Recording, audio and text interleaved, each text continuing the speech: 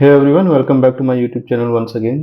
अभी मैं कुछ दिनों से एसक्यूएल की कमांड प्रैक्टिस कर रहा हूँ मैं और वो आपके साथ शेयर कर रहा हूँ मैं। तो इस बार हम जो वीडियो बनाने वाले हैं वो चेक कंस्ट्रेंट के ऊपर बनाएंगे।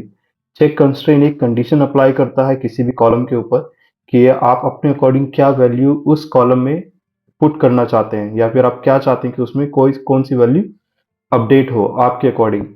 तो मैंने यहाँ से अपनी डेफिनेशन में अपने वर्ड में लिखने की कोशिश की है, apply restrictions to the column while update anything. मतलब आपको ये रेस्ट्रिक्शंस लगा रहे हो किसी कॉलम पे कि जो आपने यहाँ पे कंडीशन अप्लाई कर रखा है सिर्फ वही अपडेट हो और कुछ अपडेट ना हो, और एक लिमिट देता है बेसिकली। तो फिर एक बार देखते हैं ये किस तरह से ये अप्लाई होता है और किस तरह से प्रैक्टिस होता है। ठीक है, इसकी कमांड क्या है, आप किस तरह से इसे इम्प्लीमेंट करोगे। तो सबसे पहले तो आपको अपने डेटाबेस से कनेक्टेड होना चाहिए। तो मैं एक बार अपने डेटाबेस से कनेक्ट करता हूँ। डेटाबेस जो है रेमंड DB1 है। तो इसको मैं एग्जीक्यूट करता हूँ मैं, तो डेटाबेस से यहाँ कनेक्ट हो चुका हूँ मैं। अब यहाँ पे मैंने पहली कमांड यहाँ पे लिखा हुआ है ताकि ये वीडियो लंबा ना हो। तो ये कमांड है, मैंने क्या किया है यहाँ पर एक टेबल क्रिएट किया है। ठीक है, टेबल जो यहाँ पे क्रिएट किया है इसमें एक मैंने आईडी दी है, प्राइमरी की दी है। आईडी जो है प्राइमरी की हो गई, किसी भी एम्प्लॉय की एक प्राइमरी की होती है। Create table employ ID int में दिया है जो कि नॉट नल होगा, और ऑब्वियस है कि प्राइमरी की कभी भी नॉट नल मतलब नल होना चाहिए हमेशा। ठीक है, मतलब खाली नहीं हो सकता है। नॉट नल का मतलब ये होगा कि वो खाली नहीं होगा प्राइमरी की कभी। अगर मैं इसे आईडी को प्राइमरी की बना रहा हूं तो आईडी कभी भी एम्प्टी नहीं होगी। उसके बाद एम्प्लॉय का नाम क्या होगा, ठीक है, इसके बाद सिटी क्या होगा और वो सैलरी। तो यहाँ पे चेक कंस्ट्रेंट का जो जो लिमिट है वो मैंने सैलरी पे लगाया है कि सपोज करो एक टेबल बने जिसमें यूजर की जो सैलरी हो वो 10,000 से कम ना हो, तो ही वो टेबल क्रिएट हो, तो ही वो कॉलम अपडेट हो। तो यहाँ पर मैंने क्या किया, इसके बाद एक उस जो टेबल है इस टेबल को पहले मैं यहाँ पे क्रिएट करता हूँ मैं। इसकी अभी जरूरत नहीं है, ये मैं आपको बाद में दिखाऊंगा। पहले मैं टेबल क्रिएट कर लेता हूँ मैं और आपको दिखाता हूँ। एग्जीक्यूट किया, टेबल यहाँ पे क्रिएट हो चुका है। एक बार हम टेबल चेक कर लेते हैं। Select star from employ, simple सा कमांड है ये, तो आपका अब रटा हो गया होगा बिल्कुल। ठीक है, तो आईडी है, एम्प्लॉय नेम है, सिटी और सैलरी है।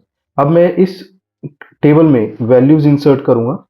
तो वैल्यूज किस तरह से इंसर्ट होगी टेबल में, इंसर्ट इनटू एम्प्लॉय, ई नेम एम्प्लॉय नेम, ठीक है, फिर आईडी, आईडी को मैं इधर कर देता हूं मैं, ये हो गया आईडी, ई नेम, सिटी, सैलरी। अब वैल्यूज क्या डाल रहा हूं मैं, ई, सबसे पहले आईडी में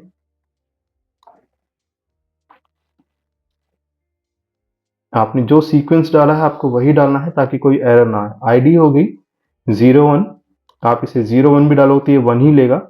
तो आईडी हो गई 1, एम्प्लॉय का नाम ABC हो गया, ठीक है। इसके बाद ये कहाँ का है, कौन सी सिटी का है, दिल्ली हो गया, और इसकी सैलरी जो है लेट से मैं डाल रहा हूँ 9,000, 9,000 डाल रहा हूँ मैं। अब इसे मैं एग्जीक्यूट कर रहा हूँ। तो ये अपडेट हो चुका है। एक बार मैं आपको यहाँ पे टेबल फैच करके दिखा देता हूँ। ठीक है, एक कमांड अपडेट हो चुका है। अब मैं एक वैल्यूज और इंसर्ट कर दूंगा यहाँ पे। सपोज करो ये BCD है और ये जो है कानपुर में रहता है लेट से, और इसको मैंने डाल दिया 8,000 डाल दिया। तो आइडियली ये भी जो है इस स्टेटमेंट को फुलफिल करता है, इस कंस्ट्रेंट को, चेक कंस्ट्रेंट को फुलफिल करता है। तो इसे भी मैं एक बार अपडेट कर लेता हूं मैं। एग्जीक्यूट कर दिया। Okay, the violation of primary की कंस्ट्रेंट। ओके, तो एक बात आपने यहाँ पर और सीखा कि प्राइमरी की कभी भी सेम नहीं होता है।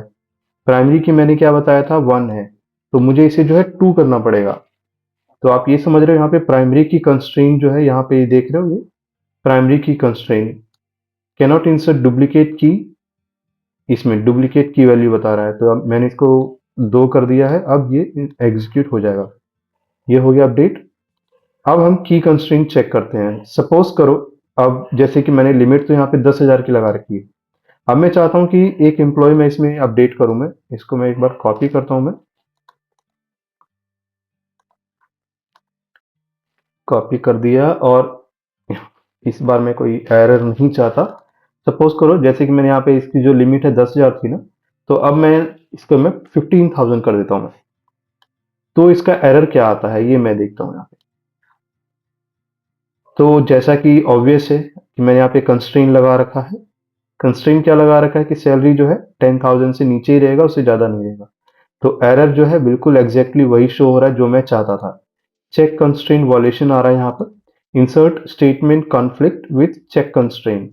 चेक कंस्ट्रेंट यहाँ पे जो है सेटिस्फाइड नहीं कर पा रहा है और इसकी वजह से ये जो है एरर दिखा रहा है। तो मुझे कुछ भी यहाँ पे अमाउंट जो है वो हमेशा 10,000 से कम ही होना चाहिए। तो चेक कंस्ट्रेंट का मतलब क्या हुआ, हमने क्या सीखा यहाँ पे कि कोई भी एम्प्लॉय टेबल में या फिर किसी भी टेबल में अगर आप चेक कंस्ट्रेंट लगाते हो तो आप एक कंडीशन लगा देते हो उस पर्टिकुलर कॉलम में, ताकि वो उतना ही लिमिट ले सके जितना आपने डिफाइन किया हुआ है।